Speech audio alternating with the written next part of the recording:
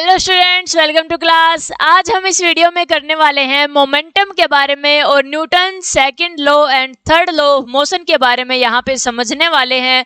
Newton second law of motion को समझने से पहले हमें मोमेंटम क्या होता है और मोमेंटम में चेंज होता है तो क्या होता है, इन सारी चीजों का पता होना चाहिए। तभी हम न्यूटन सेकंड लॉ को आराम से समझ पाएंगे और उसका एक्सप्रेशन भी बहुत ज्यादा जरूरी हो जाता है आपके एग्जाम के लिए। 3 मार्क्स का क्वेश्चन आसानी से वहां से बन सकता है और इम्पोर्टेंट क्वेश्चन यहीं से इसी टॉपिक से आपका बनता है। तो इसको वीडियो को आप अच्छे से समझोगे, देखोगे तो इससे आगे हम और करेंगे। Newton third law of motion के बारे में भी पढ़ेंगे कि इसकी डेफिनेशन क्या है और इसको आप डेली लाइफ में कैसे यूज करते हो, वे सारी चीजें हम इस वीडियो में देखने वाले हैं। तो चलिए स्टार्ट करते हैं। हम सबसे पहले मोमेंटम के बारे में समझेंगे कि मोमेंटम क्या होता है और मोमेंटम किस किस चीज पे डिपेंड करता है। तो चलिए देख लेते हैं, एक एग्जांपल से हम समझ लेते हैं। मान लिया कोई एक बुलेट है, बुलेट समझते होगे, जो गन से हम फायर करते हैं। तो उसके साथ हम क्या करते हैं, एक हमने गन ली और गन से हमने क्या करवा दिया, बुलेट को फायर करवा दिया। तो क्या होगा, मान लिया किसी दीवार से हम क्या करवा रहे हैं, जो गेम होता है मेले वगैरह में जाते हो आप, तो वहां पे क्या होता है, गेम होता है। बुलेट से आप क्या करते हो, गन फायर करते हो और आगे एक ऐसे कार्डबोर्ड से लगा हुआ होता है, वहां से क्या होती है, वो बुलेट पेनिट्रेट हो जाती है, बाहर की तरफ चली जाती है। क्यों चली जाती है वो अभी देखते हैं हम। और दूसरी चीज आप ये बताइए कि अगर उस बुलेट को आप अपने हाथ से ऐसे फेंकोगे तो क्या वो पेनिट्रेट कर जाएगी उस कार्डबोर्ड को? बिल्कुल भी नहीं कर पाएगी। क्यों नहीं किया भाई, मास तो दोनों चीजों का सेम ही है, दोनों में सेम ही वजन है। वही बुलेट हमने पहले गन से फायर की, वही बुलेट हमने हाथ से थ्रो की, तो दोनों में क्या डिफरेंस वहां पे आ जाता है और क्यों पेनिट्रेट वो नहीं हुई। तो चलिए हम देख लेते हैं क्यों नहीं हुई। क्योंकि जो पहली हम जो बुलेट से जो बुलेट जो हम गन से फायर करवा रहे थे, उसमें क्या थी, स्पीड उसकी बहुत ही ज्यादा थी। लेकिन जो दूसरी बार हम क्या करवा रहे हैं, जो हाथ से हम थ्रो कर रहे हैं, वहां पे क्या होता है, जो इसकी स्पीड होती है वो बहुत कम होती है, बहुत ही थोड़ी सी स्पीड वहां पे होती है। तो आप यहाँ पे समझ गए होंगे कि मोमेंटम 2 चीजों पे डिपेंड करता है। एक यहाँ पे डिपेंड करता है मास के ऊपर और दूसरा ये डिपेंड करता है वेलोसिटी के ऊपर। तो इससे हम डेफिनेशन समझ लेते हैं मोमेंटम की क्या होती है। Momentum is the product of its mass and velocity. कोई भी ऑब्जेक्ट हमने ली, उसका मास कितना है और वो कितनी वेलोसिटी से जा रही है, अगर उन दोनों का हम प्रोडक्ट कर देंगे तो वहां पे मोमेंटम वो निकल के आ जाता है। अगर मान लिया कई बार क्या होता है कि ऑब्जेक्ट की मास बहुत ज्यादा होता है। मान लिया कोई ट्रक है, ट्रक आपका ये मान लियो आप 20 किलोमीटर पर आवर से चल रहा है, ठीक है, उसकी वेलोसिटी तो बहुत ही कम है लेकिन उसका मास क्या है, बहुत ही ज्यादा है, ठीक है। और दूसरी हम ले लेते हैं, कोई कार ले लेते हैं, वो कार भी क्या कर रही है, 20 किलोमीटर पर आवर से वो मूव कर रही है, तो उसका मास क्या है, कार का मास ट्रक के कंपैरिजन में बहुत कम है। तो उसमें कौन सा आपको किल कर सकता है, कौन सा आपको चोट ज्यादा पहुंचा सकता है, वो पहुंचा सकता है, ट्रक आपको पहुंचा सकता है, जबकि वेलोसिटी दोनों की सेम है 20 किलोमीटर पर आवर। तो दूसरी चीज यहाँ पे किस पे डिपेंड इसने किया, मास जिसका ज्यादा होगा उसका भी मोमेंटम ज्यादा होगा। जो कार है वो जल्दी रुक जाएगी, जो हमें हिट भी कर जाएगी 20 किलोमीटर पर आवर की स्पीड में, तो इतनी ज्यादा हमें चोट नहीं लगेगी। तो इसमें क्या होता है, मास पे भी डिपेंड करता है। तो मोमेंटम को हमें डायरेक्टली ये बोल सकते हैं is a product of its mass and velocity. अब बात आती है कि इसको हम डिनोट कैसे करेंगे। मोमेंटम को हम डिनोट करते हैं P से और मास को डिनोट करते हैं M से और वेलोसिटी को V से। तो फॉर्मूला यहाँ पे बन जाता है P = M × V। ये फॉर्मूला आपको याद रखना है, ठीक है। और मोमेंटम जो होती है वो एक वेक्टर क्वांटिटी होती है। इसकी यूनिट आप देख लोगे, मोमेंटम की जो SI यूनिट होती है वो होती है किलोग्राम, मास की कितनी होती है, किलोग्राम, और वेलोसिटी की कितनी होती है, मीटर पर सेकंड। तो इसकी क्या हो जाएगी, SI यूनिट ये हो जाती है। और अगर CGS यूनिट ही हम बात करते हैं तो CGS में इसको मास को किस में मेजर करते हैं, ग्राम में मेजर करते हैं, और इसको डिस्टेंस को सेंटीमीटर में, और इसे सेंटीमीटर पर सेकंड कर देंगे तो किसकी यूनिट बन जाती है, वेलोसिटी की यूनिट बन जाती है। तो ग्राम सेंटीमीटर पर सेकंड ये यूनिट बन जाएगी मोमेंटम की CGS में, ठीक है। ये आप देख लोगे एक बार। इसके बाद हम समझ लेते हैं Newton second law of motion को एक एग्जांपल के थ्रू हम समझ लेते हैं, फिर उसकी डेफिनेशन भी देख लेंगे, डेरिवेशन भी हम देख लेंगे। मान लिया कोई ट्रेन है, ट्रेन क्या कर रही है, मुंबई टू पुणे जा रही है। जब ये ट्रेन स्टार्ट हुई थी उस टाइम पे क्या था, रेस्ट पे थी उससे पहले, तो उस टाइम पे इसकी कोई ना कोई वेलोसिटी होगी जो कि 0 होती है। इनिशियल वेलोसिटी कुछ होती है, फाइनल वेलोसिटी आप मोशन वाले चैप्टर में पढ़ के आ चुके हो आराम से। तो इनिशियल वेलोसिटी क्या होगी, उस टाइम पे 0 होगी, जिसको हम यू से डिनोट करते हैं।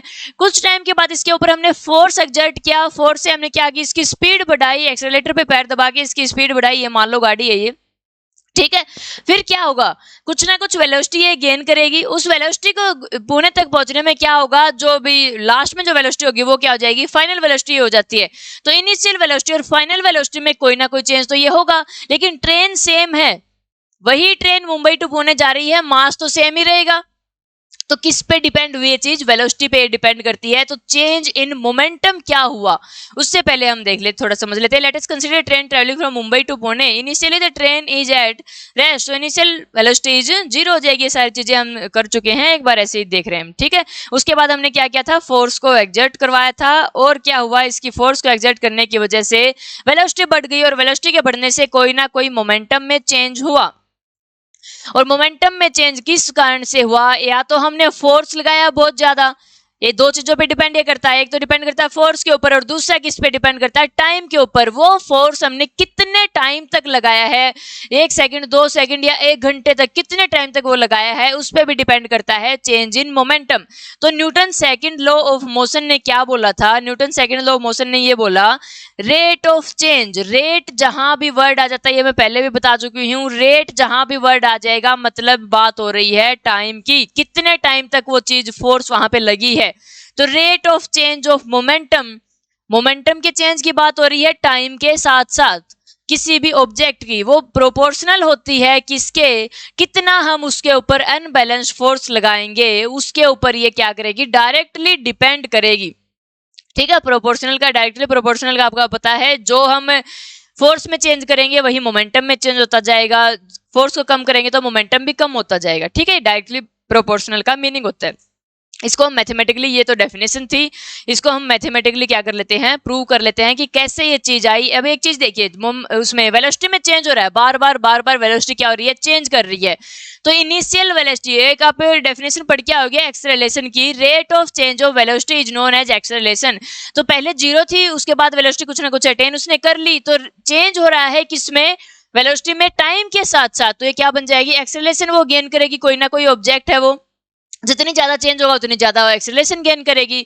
तो कितनी उसने एक्सेलरेशन गेन की, ये बात किस पे डिपेंड करती है, उसके लिए हम ये करते हैं मैथमेटिकल एक्सप्रेशन, और इससे हमें फोर्स और जो एक्सेलरेशन है उसके बीच में हमें एक रिलेशन मिल जाएगा, और एक नया फॉर्मूला यहाँ पे निकल के आ जाएगा।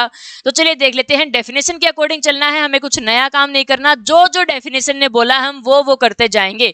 सबसे पहली लाइन इसने क्या बोली है, पहले यहां से देख लेते हैं, चेंज ऑफ मोमेंटम। तो पहले हम चेंज ऑफ मोमेंटम निकाल लेते हैं। पहले क्या था, मोमेंटम होता क्या है, पहले ये देखेंगे, मास इनटू वेलोसिटी क्या होता है, मोमेंटम होता है।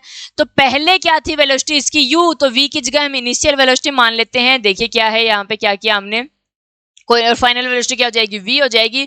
तो p1 इनिशियली जो मोमेंटम था वो हमारा क्या हो जाएगा, मास, मास तो सेम ही रहेगा, ट्रेन सेम ही है, इनटू क्या हो जाएगा, इनिशियल वेलोसिटी। तो p1 हो गया इज इक्वल टू mu, और p2 क्या हो जाएगा, कोई ना कोई फाइनल वेलोसिटी भी उसने गेन की होगी, दूसरे टाइम पे जो फाइनल मोमेंटम है वो क्या हो जाएगा, मास तो सेम ही रहेगा, और वहां पे वेलोसिटी क्या हो जाएगी, फाइनल वेलोसिटी को डिनोट करते हैं हम v से। अब बात आती है चेंज की, हमें तो चेंज चाहिए। चेंज कैसे निकालते हो किसी भी चीज में, मान लिया 8 में और 5 में कितना चेंज हुआ, 5 से 8 तक जाने में, तो कितना चेंज हुआ, 3 का चेंज हुआ। कैसे निकाला, 8 में से 5 को घटा दिया, माइनस कर दिया। ऐसे ही हम क्या करेंगे, P2 में से P1 को माइनस कर देंगे, तो मोमेंटम में चेंज निकल के आ जाएगा कि इतना मोमेंटम पहले था, इतना बाद में हो गया।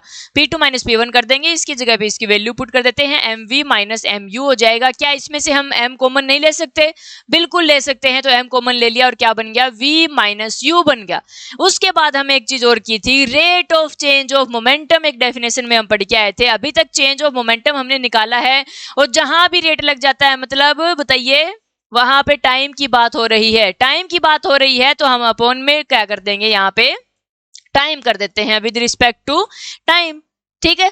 ये हमने कर लिया है, rate of change of momentum की हमें वैल्यू यहाँ पे निकाल के आ चुके हैं, m into v minus u upon t. इसके बाद हमने क्या देखा था डेफिनेशन में, directly proportional to unbalanced force applied on object. तो फोर्स के क्या होती हैं ये, according to second law of motion, force is directly proportional to rate of change of momentum. Rate of change of momentum की जो value आई थी वो हम यहाँ पे रख देंगे, तो क्या हो जाएगा, force directly proportional to m into v minus u upon t. तो क्या आप इस प्रोपोर्शनलिटी कांस्टेंट को हटा के हम कोई ना कोई कांस्टेंट लगा देते हैं, जो क्या हो जाएगा k यहाँ पे हो जाता है।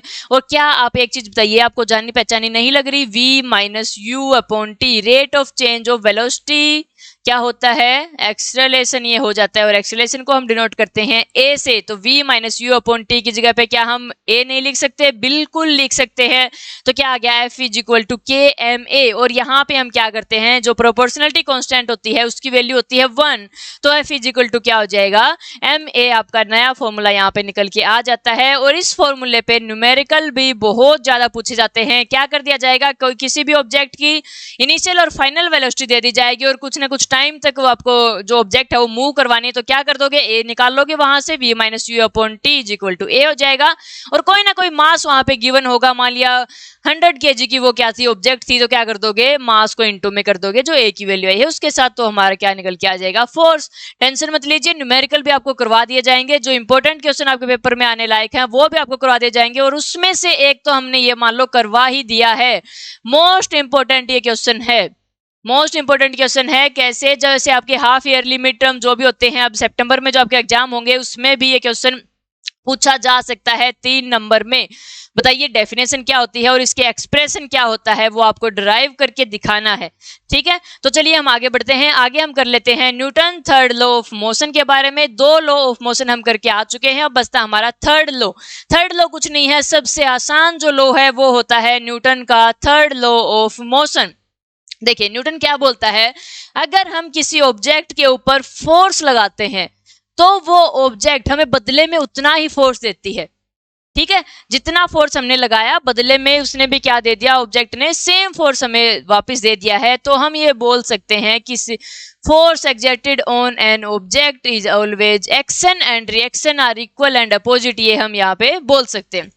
देखिए हम डेफिनेशन देख लेते हैं। When one object exert a force on another object, the second object exert a force back to first. जैसे हम किसी को क्या करते हैं, थप्पड़ मारते हैं, और थप्पड़ मारते टाइम क्या होता है, जितना सामने वाले को दर्द होता है उतना ही हमें दर्द होता है। क्या हुआ, हमने उसके ऊपर फोर्स लगाया, वापिस से उसने हमें क्या दे दिया, फोर्स दे दिया। तो क्या हुआ, हिसाब बराबर हो गया। हिसाब बराबर हुआ तो क्या हुआ, एक्शन, जो हमने एक्शन किया और जो हमें रिएक्शन मिली आर इक्वल एंड अपोजिट हो जाएंगे। ठीक है, देखिए हम यहाँ पे बोल सकते हैं two force are equal in magnitude but opposite in direction. हम एग्जांपल देख लेते हैं। जो रॉकेट लॉन्च की जो प्रोसेस होती है उसमें क्या होता है, जो रॉकेट के अंदर जो गैसेज होती हैं वो क्या होती हैं, नीचे एक्सर्ट करती हैं फोर्स को बहुत ही ज्यादा। ठीक है, रॉकेट क्या करेगी, उसको नीचे लेके जाएगी, डाउनवर्ड फोर्स में क्या करती हैं, डाउनवर्ड डायरेक्शन में गैसेज के ऊपर फोर्स लगाएगी। गैसेज फिर से क्या करती हैं, उसके ऊपर ऊपर की तरफ क्या करती है, सेम फोर्स वहां पे एक्सर्ट कर देती हैं। ऐसे ही हम मान सकते हैं कि जैसे हम चलते हैं, चलने की प्रोसेस में भी Newton third law of motion काम आता है। हम क्या करते हैं, अर्थ के ऊपर फोर्स एक्सर्ट करते हैं, ऐसे चलते हैं ना, तो क्या होता है पीछे की तरफ ऐसे लगाते हैं और पीछे हमारे जो अर्थ है वो भी हमें ऊपर उठा देती है जितना फोर्स हम अर्थ के ऊपर लगाते हैं। ठीक है, तो इसी वजह से हम आगे बढ़ पाते हैं। तो ये था आपका Newton third law of motion. और जैसे आप एक गेम भी खेलते हो, ट्रैम्पोलिन जो होता है, वहां पे क्या करते हो आप, जितने जोर से कूदते हो उतना वो आपको ऊपर तक पहुंचाएगा, क्योंकि हम ज्यादा फोर्स वहां पे लगा रहे हैं। तो जो ट्रैम्पोलिन है वो भी हमारे ऊपर उतना ही ज्यादा फोर्स बदले में हमें दे देगी। ठीक है, तो यहां तक था आपका force and law of motion chapter होता है कंप्लीट। बस आपके बचते हैं न्यूमेरिकल, जो आप बहुत आसानी से कर लोगे। इससे आगे हम इसके एमसीक्यू भी करवा देंगे थोड़े बहुत। ठीक है, तो चलिए मिलते हैं आपसे नई वीडियो में एक नए चैप्टर के साथ। तब तक के लिए बाय बाय।